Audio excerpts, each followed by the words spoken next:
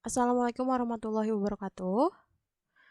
Di sini saya akan memaparkan sistem informasi pengajuan cuti online pegawai menggunakan metode prototype berbasis website. Dalam studi kasus ini yang saya ambil adalah Pengadilan Negeri Sumbawa Besar. Perkenalkan, saya Salit Alza Febri Utami, NIM 1801013112. Baik, ada agenda yang kita akan bahas kali ini. Yang pertama adalah bab 4 hasil dan pembahasan, yang kedua bab 5 penutup, dan yang terakhir adalah daftar referensi. Di sini ada alur penelitian. Di sini saya untuk pengumpulan data saya menggunakan pendekatan kualitatif dengan cara observasi, wawancara, dan studi pustaka. Kemudian untuk metode pengembangan perangkat lunak, saya menggunakan metode prototype yang dimana ada 7 tahap: analisa kebutuhan, membangun prototyping, evaluasi prototyping, pengkodean sistem, menguji sistem, evaluasi sistem, dan menggunakan sistem. Kemudian kita bahas tentang bab 4-nya hasil dan pembahasan. Di sini tadi saya sudah bahas, saya menggunakan kualitatif. Yang pertama observasi. Observasi dari pengamatan secara langsung di Pengadilan Negeri Sumbawa. Penulis mendapatkan data-data yang diperlukan untuk membangun sistem informasi pengajuan cuti online berbasis website, data pegawai, dan informasi mengenai pengajuan cuti. Yang kedua, ada pun hasil wawancara dengan Pak Tony selaku Ketua Pengadilan Negeri Sumbawa. Yang pertama adalah bagaimana sistem pengajuan cuti pada Pengadilan Negeri Sumbawa.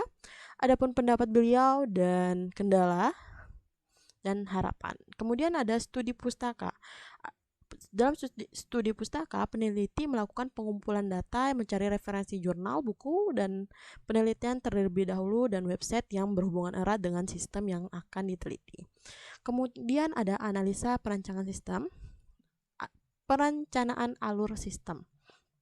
Pada tahap ini yang dimana dalam merancang dan membangun suatu program atau sistem perlu adanya perencanaan dari alur pengembangan perangkat lunak berdasarkan dari hasil tahap komunikasi antara pengembang dan pelanggan. Berikut adalah alur sistem yang sedang berjalan. Di sini pegawai memulai untuk mengisi form cuti, kemudian sistem akan menerima form cuti karyawan, kemudian selesai. Lanjut analisa, masih dalam analisa perancangan, yaitu sistem yang diusulkan. Di sini kita bisa lihat dalam gambar menjelaskan alur pengajuan cuti online pegawai pada Pengadilan Negeri Sumbawa, yang dimana pegawai akan login, kemudian membuka akun. Pada saat akun telah terbuka, maka akan pegawai mengajukan cuti. Setelah itu, pengajuan cuti akan diproses pada approval cuti, di mana akan disetujui oleh admin. Pada HRD akan melakukan login dan membuka akun, kemudian mengajukan cuti. Admin akan login, yang dimana admin dapat mengolah data, menghapus data, menambah data pegawai maupun laporan data. Kemudian di sini saya menggunakan UML atau Unified Modeling Language. Ada use case diagram, activity diagram, dan sequence diagram. Berikut bisa dilihat dari gambarnya. Kemudian lanjut rancangan database.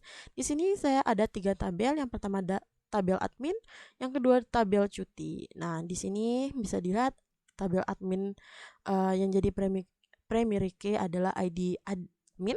Kemudian di tabel cuti yang jadi primary key adalah nomor cuti. Dan yang tadi saya bahas yang ketiga yaitu employee. Yang menjadi primary key adalah NPP.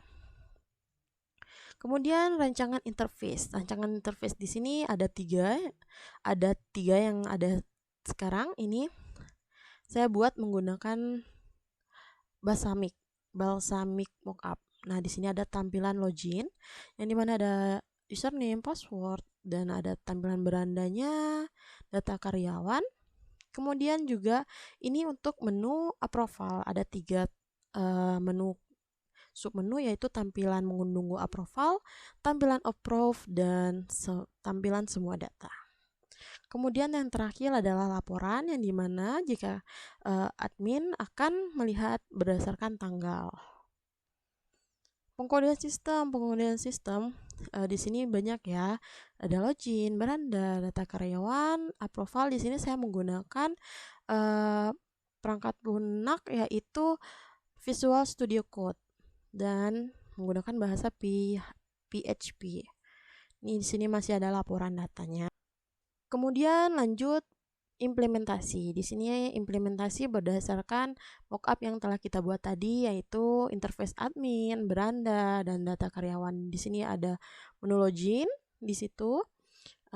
Seperti tadi ada username, password, dan login sebagai, ada berandanya juga, data karyawan yang dapat kita ubah, ada detail, kita bisa edit, kita bisa hapus ataupun ditambah. Kemudian implementasi di sini implementasi approval ada menunggu approval, approve, dan semua data, yang dimana kalau di approval ini dia itu sedang menunggu approve, jadi harus disetujui terlebih dahulu oleh admin. Jika sudah setuju, dia akan pindah submenu yaitu ke approve.